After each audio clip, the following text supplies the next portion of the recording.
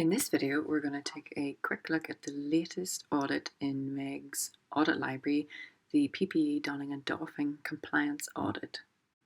So here we are at the audit start screen, and we're going to select department and the relevant ward.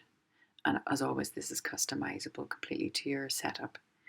So now we're going to hit Start Audit. And the first question is the category of staff. So we can select this from a drop down, and then we're asked for donning or doffing procedure. Which one are we observing? As you can see, we switch between the two, the question set changes. So we're going to select donning and work our way quickly through the audit. It's quick, go swipe and select until we get to the next button, and that's the first observation completed. For the next observation, we're going to use the yes to all button on the top left before deselecting the not applicable question and then hitting next.